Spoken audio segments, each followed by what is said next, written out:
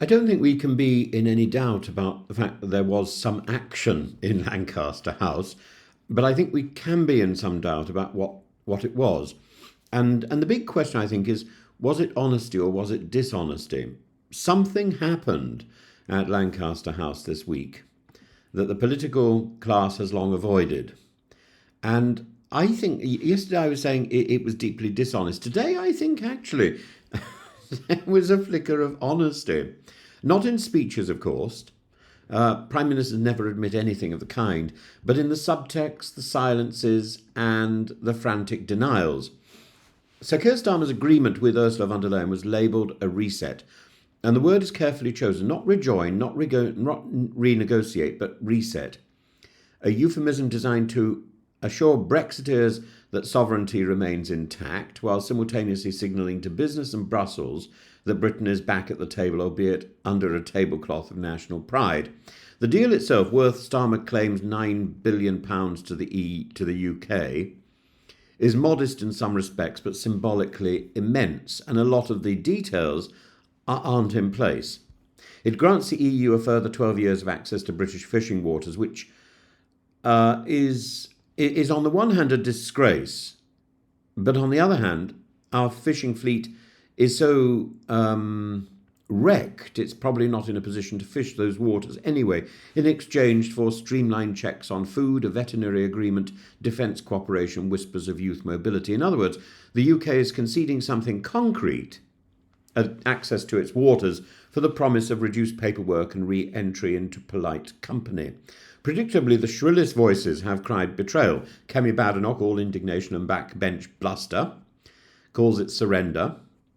Nigel Farage, the ghost at every Brexit feast, thundered about the betrayal of British jobs, yet curiously, the volume of outrage is inversely proportional to its relevance. The fishing industry represents 0.4% of our national output, and by contrast, food and drink exports to the EU are measured in billions.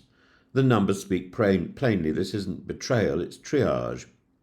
As for Kemi Badenoch, well, you know, I've described her as backbench, but and that's really what she is. She's like a revival. I was going to say revivification of William Hague, who will say anything that's required in order to keep his own position and his own importance at the front of the line. Except in the case of Kemi Badenoch, she doesn't really know what to say unless someone's written it down for her, and even then she can't seem to read it clearly. She stumbles over whatever is in front of her.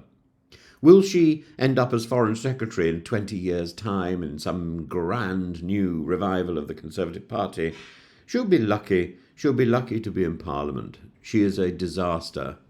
As she said, it's going to be a disaster. It is, and she's made sure of that.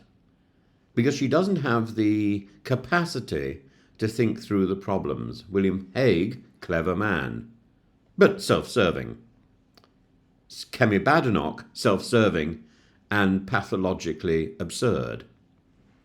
And yet the true story of this summit was not in what was agreed, but in what was denied. And Starmer went to some lengths to declare that Britain would not re-enter the customs union. The red lines, we are told, remain. But one must ask, if the government felt so secure, so unthreatened, why the need to rule it out at all? Why issue a denial unless something has, in fact, been discussed? And that's the interesting point.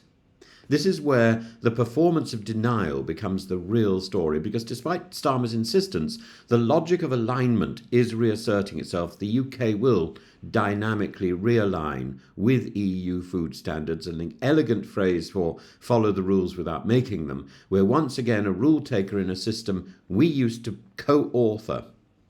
This isn't mere economic pragmatism, it's political choreography, and Starmer cannot say aloud what is obvious to most observers, that Brexit as delivered is malfunctioning, not catastrophically, not yet, but persistently and expensively, and so we are entering a period of shadow reintegration, realignment by stealth, made palatable by the theatre of refusal.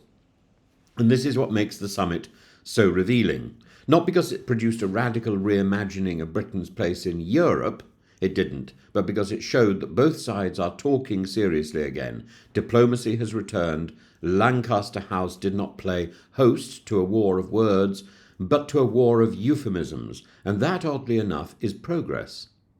The realignment is economic, yes, cheaper food exports, fewer animal checks, hopes for a revived Erasmus scheme, but it's also strategic.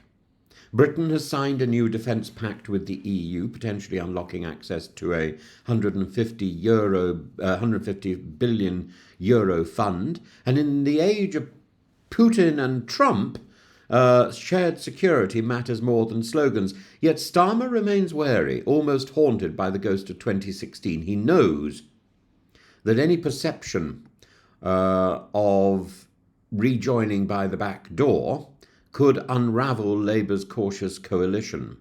Thus, the rhetoric is rigid, even if the policy shifts. This is not re-entry, he insists, even as he hands Brussels the key to alignment. And so the irony is rich. Brexit was once a rupture, loud, proud, and final, and this reset is its quiet antithesis, tentative, technocratic, and reversible. In the long arc of history, it may come to mark the beginning of Brexit's transformation from rupture to relationship reset, from referendum to realism. And there is, of course, plenty to criticise. The handling of fisheries, both in economic terms and as a symbolic industry, in other words, in moral terms, that remains politically tone deaf.